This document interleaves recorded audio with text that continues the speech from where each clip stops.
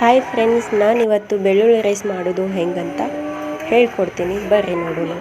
First ನಾನು ಒಂದು ಕಡಾಯಿನಾಗ ಎಣ್ಣೆ ಹಾಕ್ಕೊಂಡು ಎಣ್ಣೆ ಬಿಸಿ ಆದಮೇಲೆ ಜೀರಿಗೆ ಸಾಸಿವೆ ಹಾಕ್ಕೊಂಡಿದ್ದೆ. ಅದು ಆದಮೇಲೆ ನಾನು ಶೇಂಗಾ ಹಾಕಿ ಫ್ರೈ ಮಾಡ್ಕೊತೀನಿ.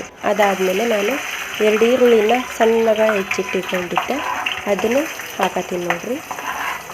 ಈರುಳ್ಳಿದ ಹಸಿ ಸ್ಮೆಲ್ ಹೋಗಿ ಕಲರ್ ಚೇಂಜ್ ಆಗೋವರೆಗೂ ಫ್ರೈ ಮಾಡ್ಕೋಬೇಕು. ಅದಾದಮೇಲೆ 2 ಒಣಮೆಣ್ಸಿನ್ಕಾಯಿನ ಹಾಕಿ ಕ್ಯಾಬೇಜ್ ಇತ್ತು, ಕ್ಯಾಬೇಜ್ನು ಕಟ್ ಮಾಡಿಕೊಂಡು ಈಗ ಹಾಕತ್ತೀನಿ ನೋಡ್ರಿ. ನಿಮ್ಮ ಕಡೆ ಇತ್ತಂದ್ರೆ ಹಾಕ್ರಿ, ಇಲ್ಲ ಅಂತಂದ್ರೆ ಸ್ಕಿಪ್ ಮಾಡಿರಿ. ಇದನ್ನೆಲ್ಲನೂ ಹಾಕಿ ನೀಟಾಗಿ ಫ್ರೈ ಮಾಡ್ಕೋಬೇಕು. ಇದಕ್ಕೆ ಬೆಳ್ಳುಳ್ಳಿ ಖಾರ ರೆಡಿ ಮಾಡ್ಕೋಬೇಕು. ಹೆಂಗಪ್ಪ ಅಂತಂದ್ರೆ ಶುಂಠಿ, ಬೆಳ್ಳುಳ್ಳಿ, ಖಾರದ ಪುಡಿ ಇದು ಮೂರನ್ನು ಮಿಕ್ಸಿಗೆ ಹಾಕ್ಕೊಂಡು ನೋಡ್ರಿ ಈ ಥರ ಖಾರ ರೆಡಿ ಮಾಡ್ಕೊಂಡು ಇಟ್ಕೊಂಡಿದ್ದೆ. ಅದನ್ನು ಇದ್ರಾಗ ಹಾಕಿ ನೀಟಾಗಿ ಮಿಕ್ಸ್ ಕೊಡಬೇಕು. ಅದೆಲ್ಲ ಆದಮೇಲೆ ಇದಕ್ಕೆ ಸ್ಪೈಸಸ್ ಎಲ್ಲ ಆ್ಯಡ್ ಮಾಡ್ತೀನಿ ನೋಡ್ರಿ. 1 ಟೇಬಲ್ ಸ್ಪೂನ್ ಅರಿಶಿನ ಪುಡಿ, ರುಚಿಗೆ ತಕ್ಕಷ್ಟು ಉಪ್ಪು, 1 ಟೇಬಲ್ ಸ್ಪೂನ್ ಖಾರದ ಪುಡಿ, 1 ಟೇಬಲ್ ಸ್ಪೂನ್ ಧನಿಯಾ ಪುಡಿ, 1 ಟೇಬಲ್ ಸ್ಪೂನ್ ಗರಂ ಮಸಾಲೆ.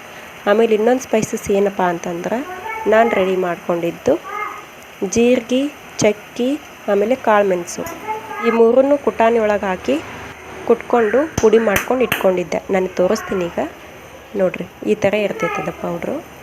ಈ ಥರ ಕುಟ್ಕೊಂಡು ರೆಡಿ ಮಾಡ್ಕೊಂಡು ಇಟ್ಕೊಂಡಿದ್ದೆ.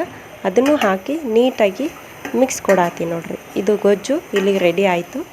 ಇದಾದಮೇಲೆ ನಾನು ಮುಂಚೆಕನ ರೈಸು ಮಾಡಿ ಇಟ್ಕೊಂಡಿದ್ದೆ, ಅದನ್ನು ಈ ಗೊಜ್ಜೊಳಗೆ ಹಾಕಿ ಮಿಕ್ಸ್ ಮಾಡಿ ತೋರಿಸ್ತೀನಿ ರೀ ನಿಮಗೆ ಹೆಂಗಿರ್ತೈತೆ ಅಂತಂದು ನೋಡ್ರಿ. ನನಗೆ ಎಷ್ಟು ಬೇಕಷ್ಟು ರೈಸ್ ಹಾಕ್ಕೊಂಡು ನೀಟಾಗಿ ಅದರ ಜೊತೆ ಗೊಜ್ಜು ಜೊತೆಗೆ ಕಲಿಸ್ಕೊತೀನಿ ರೀ.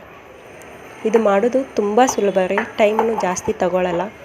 ಬೆಳಗ್ಗೆ ಮಕ್ಕಳ ಡಬ್ಬಿಗೆ, ಹಸ್ಬೆಂಡ್ ಏನ್ರ ಆಫೀಸಿಗೆ ಹೋದ್ರೆ ಕ್ವಿಕ್ಕಾಗಿ ರೆಡಿ ಆಗುತ್ತೆ ರೀ. ಇದು 5 ನಿಮಿಷದಲ್ಲಿ ಮಾಡ್ಬೋದು.